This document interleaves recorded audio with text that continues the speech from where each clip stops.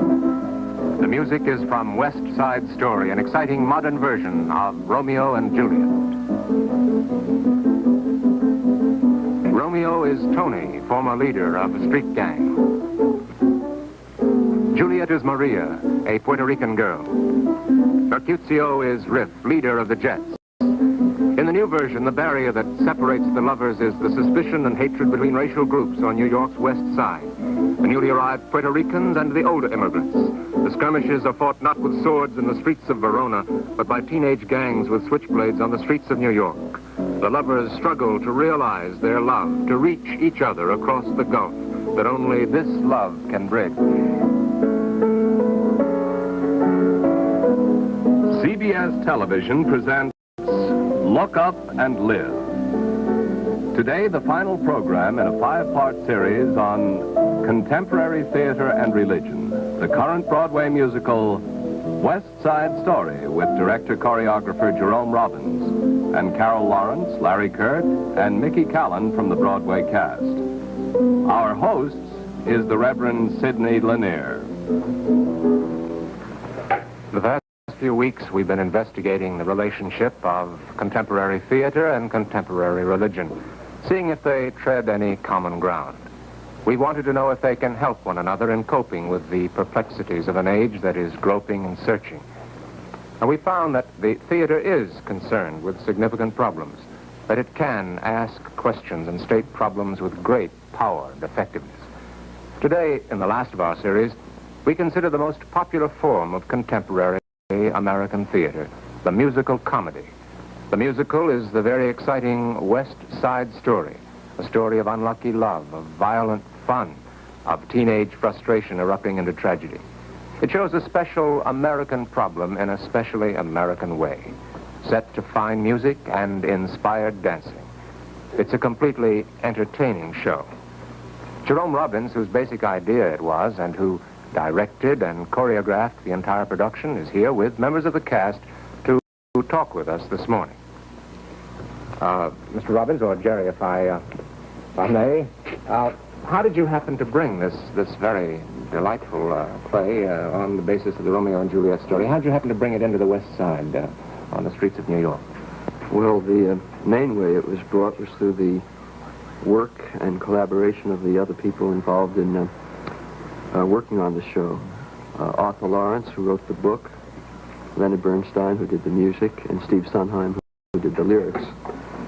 We all worked together to bring this about. The original idea came from reading the script of Romeo and Juliet and trying to find out how I could make it a contemporary, alive project, and suddenly realized great parallels between the passion and temper of the adolescence of old Verona and the passion and temper of today. You had the problem of conflict. Any dramatic show does. What is how did you set up the conflict for today in this play? Well, in the original, the feuding factors are the Montagues and the Capulets, and it's a family feud. This has been paraphrased into two gangs. One is the native-born American, the Jets, and the other are the Puerto Rican or island-born Americans, the Sharks. And the gang members feel as strong and as committed to these gangs as the original Montague and Capulets did.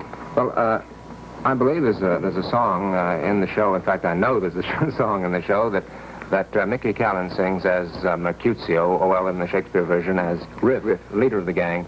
In this version, that sort of explains a lot about these gangs and the problems and conflicts and so forth. Suppose we ask Mickey to sing it for us right now. Nicky Callan.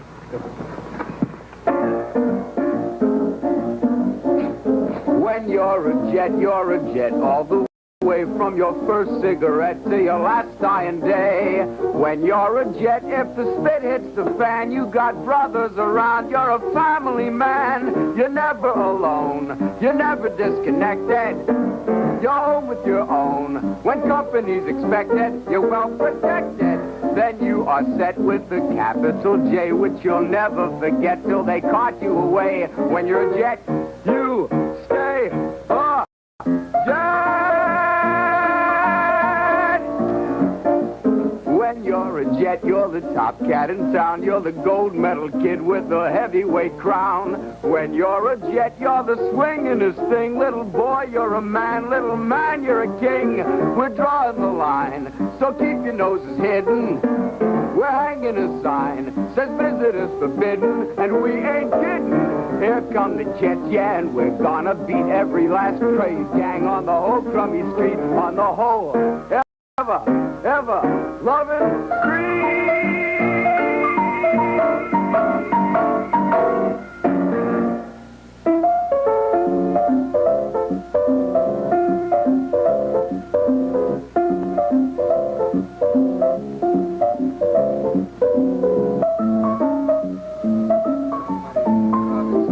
How do you feel in singing this song? It's a production. It's a mighty fine production number in the show, and you're singing it as a single here. How do you feel that it explains these kids? Well, I feel that it shows why the kids go in for gangs and the closeness that they get from this feeling and from being a member of the gang. There's a line in the show that I talked to Larry about. And it goes something like, without a gang, you're an orphan. Yeah, there's another line in the song you just sang, the one that I marked here. You're a family man. You're never alone. Yeah. You got brothers around, which is a quality. Do you feel, Jerry, in doing work on this and in writing, planning the show, having a concept of the show, do you feel that these boys and girls on the streets have a deeper need for acceptance than any other group? No, I think every kid needs acceptance. The only thing is that these gangs don't feel accepted any place, and therefore they make their own group and their own world, and to feel secure in that. I see. Do you feel that, Larry, you dropped out of this group and so forth before the show begins? Did you feel, does this indicate in any way that you think, as a character or as yourself, that you feel these gangs are a bad thing? No, I don't think the gangs are a bad thing at all. As far as a gang, I know Nicky and I were talking that gangs, as he said, is kind of a misrepresentation as far as I'm concerned. I've been in many boys' clubs myself and had the same connection with 15, 16 guys, and we hung around together, and we had a tremendous closeness, and we did everything somebody else did, we did, as a unity and as one. I know that Nicky said earlier, when we were discussing the same thing, he said gang is a violent word, and I think he has a point there. There's a tendency in using this word to think in bad terms, in negative terms about these groups. Maria, or rather Carol, I don't want to leave you out. We really should, as a lady, should have you first, shouldn't we? But I'd like to ask you about the part that you play and some of your feelings about it. Maria, the Puerto Rican girl. Well, Maria is the counterpart of Juliet in Shakespeare. She's a young Puerto Rican, just arrived a month ago. She has no knowledge of the gang. She is not a part of them, although her brother is the leader of the Puerto Rican gang. And all she wants is to become a part of America, to be a young lady in America. And she wants to love. She's the adolescent part. She's growing into a woman. And she is already betrothed to a man that she does not love. And at the dance at the gym, she sees and falls in love at first sight with Tony. And it happens that he's on the other gang, the other side. Not really, but that is his loyalty. And that is the only thing that she does wrong. And because of that, they are the victims. In the show, as Tony, you are killed, caught in the midst, you and Maria, caught in the midst of this thing. Why is it you've left the gang? Could you tell us something about that? Why is it you dropped out of the gang?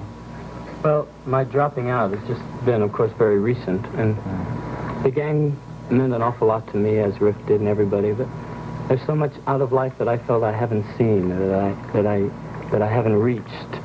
And I was just looking for something more out of life than just hanging around with the gang, which is, is fine. But I needed something more. I needed something more. Well, there's summing up that feeling and being caught by the lyrics, by the music, and all the rest of the whole atmosphere of the show is a song that I'd like you to sing for us. I'd love Would you? All right. Something's coming, I believe is the name.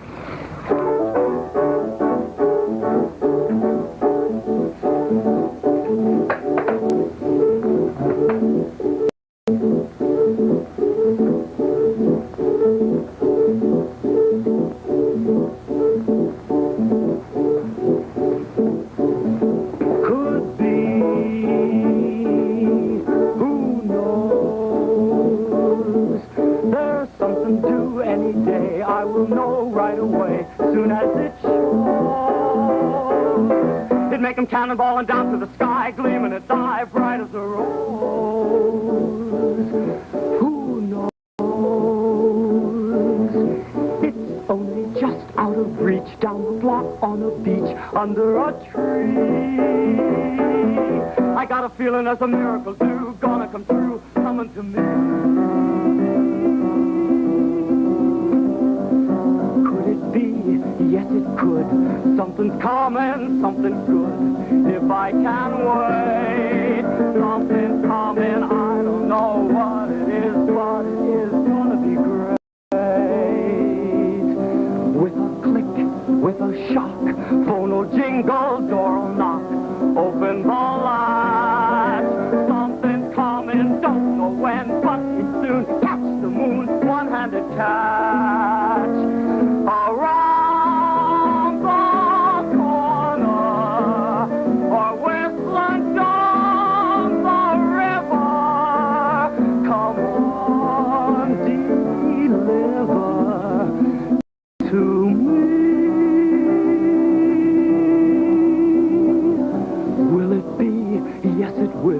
maybe just by holding still, it'll be there.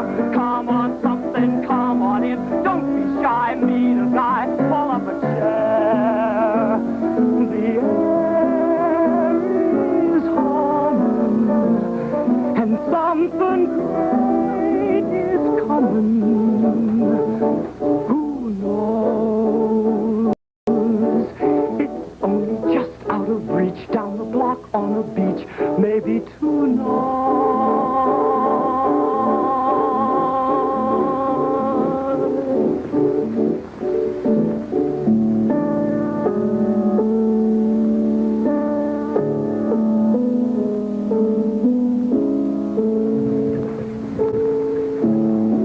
Jerry, do you really feel that something like falling in love, as Tony has in the show, actually would pull a boy, pull a guy out of a gang? Oh, yes.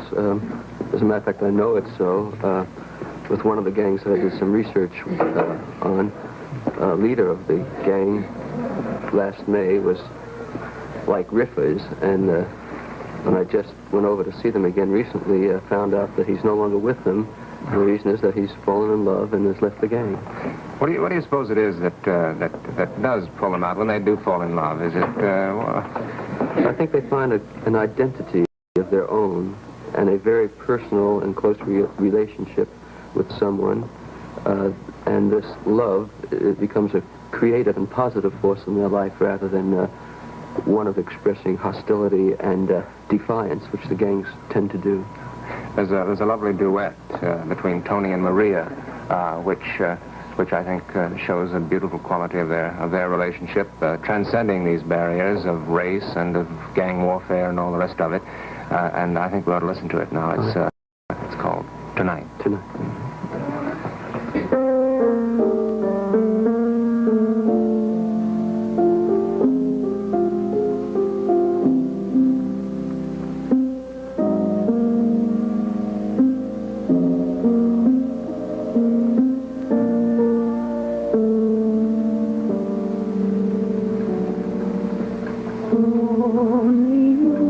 You're the only thing I'll see forever.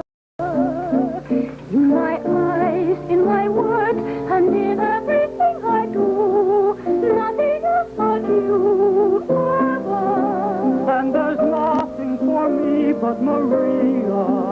Every sight that I see is Maria. All the ways you, every thought I'll ever know. Everywhere I go, you'll be there.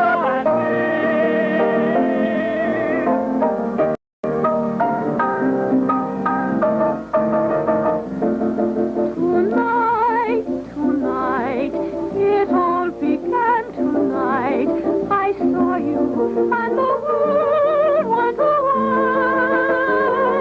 Tonight, tonight, there's only you tonight. What you feel, what you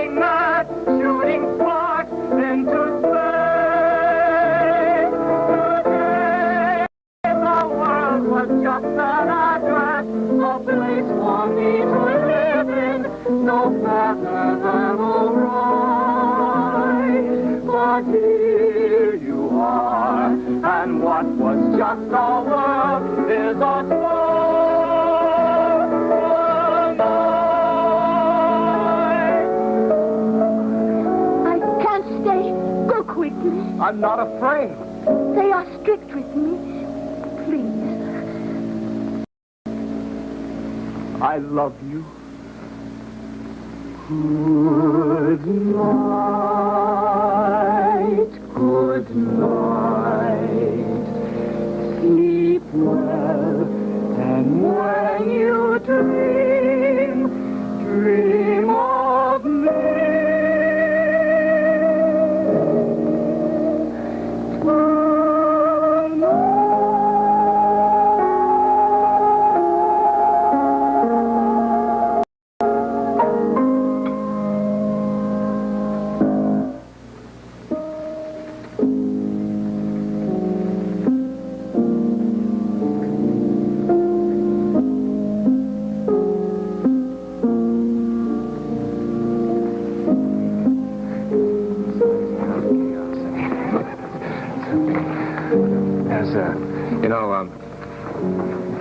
We've talked sort of generally, and of course with the kids in the cast about some of the meaning of this play. You did some research on it. Of course, it shows in the choreography. You're catching the tension and the whole quality of the teenage group that we're dealing with. What I believe there's a word you used one time. You said they speak from their world to ours. So what was the meaning? What did you mean when you said that? Oh, well, when I talked with them, I was struck at first by the, well, equality is the wrong word, but the authority and security with which they spoke to me. Yet it was from over a wall. They made their own world.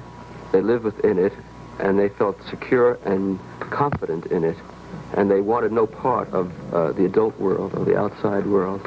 They had their own rules and their own ways and methods of coping with life. Was that very, very amusing and very touching comedy number, or in it, Officer Krupke? Yes. In the show.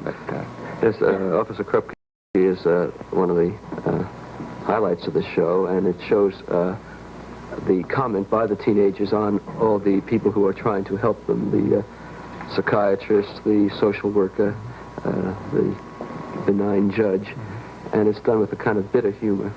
I guess it really is kind of a reaction to people who try to help them, thinking of them as, quote, juvenile delinquents instead of people. Instead of people.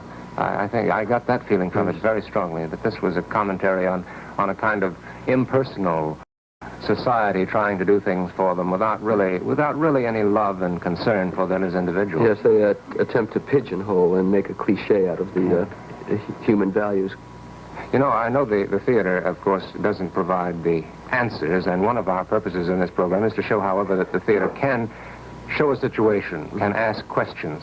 And I'd like to put you on the spot and ask a question. One of them is, what do you think that can be done in this situation you've mirrored in this show so beautifully?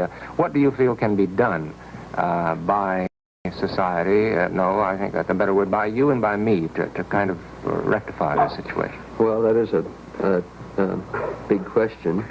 And my own personal feelings is that what is happening today with teenagers and the gangs and the warfare is a outlet of something much bigger than anything that you and I can deal with. I think it's a result of these kids finding themselves in a world which threatens them constantly and gives them no security. A world in which H-bomb and total destruction is bandied about all the time. A world in which, through public investigations, etc., there seems to be corruption everywhere. On the other hand, dangled in front of their eyes are great big giveaway shows and freedoms, and they don't know where to turn. I don't think that one can do something. I think they're like a plant, which is, the seeds have been planted long ago. The growth is there. You can't suddenly expect it to be a fir tree when it's an elm. Well,